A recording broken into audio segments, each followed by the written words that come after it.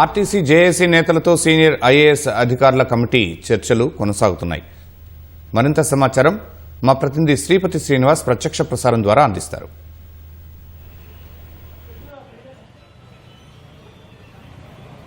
Yes Sharma, RTC అధికారులతో అధికారులు senior IAS సభ్యులైతే ఆర్టీసీ జేఏసీ యూనియన్ నేతలతో అయితే సమావేశాలు జరుపుతున్నారు. దాదాపు 2.5 గంటల నుంచి అయితే ఈ చర్చలు కొనసాగుతున్నాయి. ముఖ్యంగా ఈ జేఏసీ సంఘాల నేతలు చెప్తున్నటువంటి సమస్యల్ని సావధానంగా వింటున్నారు, నోట్ చేసుకుంటున్నారు.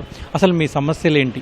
ముఖ్యంగా మీరు 32 డిమాండ్లు అంటున్నారు. ఏ డిమాండ్లను మీరు చెప్పదలుచుకున్నారు?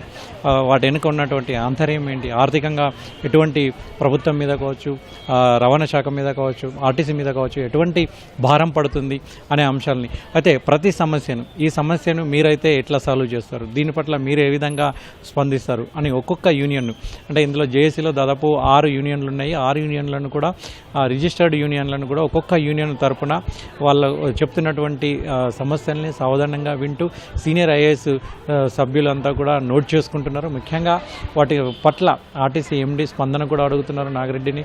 ఎప్పటికప్పుడు ఈ 31 సమస్యల్లో ప్రధానమైనవి ఆర్థికపరమైనవి, ఆర్థికంగా భారం పడనివి అని 2 రకాలుగా విభజించారు. ముఖ్యంగా ఆర్థికంగా భారం లేని అంశాలు ఏమేమి ఉన్నాయి వాటి అన్నింటినీ కూడా నోట్ చేసుకుంటున్నారు. దీర్ఘకాలంగా పరిష్కరించాల్సినటువంటి సమస్యలు ఏంటి, స్వల్పకాలికంగా పరిష్కరించాల్సినటువంటి అంశాలు ఏంటి అనేటివి ఈ ఆర్టీసీ ఉద్యోగ సంఘాల నేతలతో చర్చిస్తున్నారు. అయితే ఇంకో గంట సమయం కూడా పట్టే అవకాశం ఉన్నట్లు ఉద్యోగ సంఘాల నేతలు అయితే చెప్తున్నారు.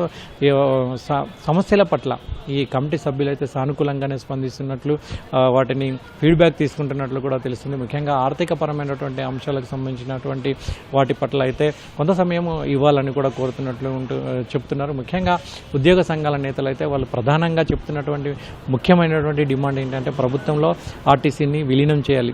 ఎందుకంటే గత 2 సంవత్సరాలకు గత ప్రభుత్వం కూడా ఆర్టీసీని ప్రభుత్వంలో విలీనం చేస్తామని చెప్పింది.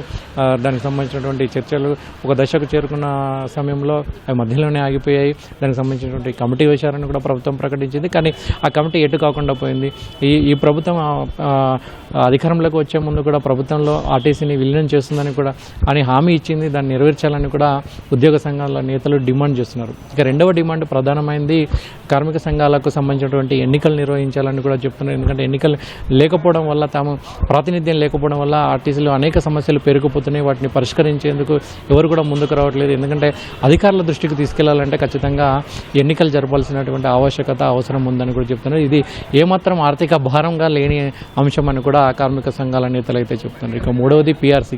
ఎందుకంటే తాము చాలా కాలంగా కష్టపడి ఆర్టీసీ అభివృద్ధి కోసం పనిచేస్తున్నామని, ముఖ్యంగా ప్రభుత్వం తీసుకొచ్చినటువంటి ముఖ్యమైనటువంటి 6 హామీల్లో మహాలక్ష్మి ఉచిత బంగారు ఉచిత బస్సు పథకాన్ని కూడా తాము ముందుగా ప్రవేశపెట్టినప్పుడు కూడా దాన్ని విజయవంతంగా కొనసాగిస్తామని ఆర్టీసీ కండక్టర్లు కావచ్చు, డ్రైవర్లు కావచ్చు, ఎంత ఒత్తిడికి లోనైనప్పటికీ కూడా విజయవంతంగా కొనసాగిస్తున్నామని, అందుకే ఖచ్చితంగా పీఆర్సీని అమలు చేయాలని కూడా డిమాండ్ చేస్తున్నారు. ఈ ప్రధానమైనటువంటి 3 డిమాండ్లు నెరవేర్స్తే చాలు, మిగతా వాటిని అవి అన్నీ కూడా ఆర్థికపరమైనటువంటివి కావు, కేవలం సంస్థాగతమైనటువంటి నిర్ణయాలు మాత్రమే అని కూడా ఈ ఉద్యోగ సంఘాల జేఏసీ నేతలు అయితే అధికారుల దృష్టికి తీసుకెళ్లినట్లు కూడా చెప్తున్నారు. ఏదేమైనప్పటికీ కూడా ఈ ముఖ్యంగా ఈ 32 డిమాండ్లలో ప్రధానమైనవి 12 మాత్రమే ఉన్నాయి. అందులో ప్రధానమైనవి కేవలం 3 మాత్రమే ఉన్నాయి. వాటిని ఖచ్చితంగా నెరవేర్చాలని కూడా ఉద్యోగ సంఘాల జేఏసీ నేతలు అయితే చెప్తున్నారు. మరొక పక్క అధికారులు కూడా వాళ్ళ సమస్యల పట్ల సానుకూలంగా స్పందిస్తున్నారని కూడా చెప్తున్నారు.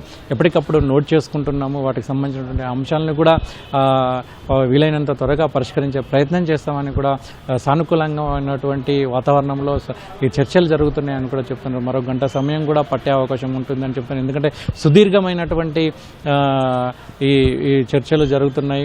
ఇప్పటికే 2.5 గంటలు గడిచిపోయాయి. వాళ్ళ డిమాండ్లు కూడా భారీగా ఉన్నాయి. ఒక్కొక్క డిమాండ్ను కనీసం వినాలంటే కూడా 10 నుంచి 15 నిమిషాలు పడుతుంది. 32 డిమాండ్లు ఉన్నాయి. అందులో ప్రధానమైన కూడా 12 డిమాండ్లు ఉన్నాయి. వాటిలో ముఖ్యమైనటువంటి 3 డిమాండ్లకు సంబంధించినటువంటి అయితే కొలిక్కి వచ్చే అవకాశాలు అయితే కనబడుతున్నాయి.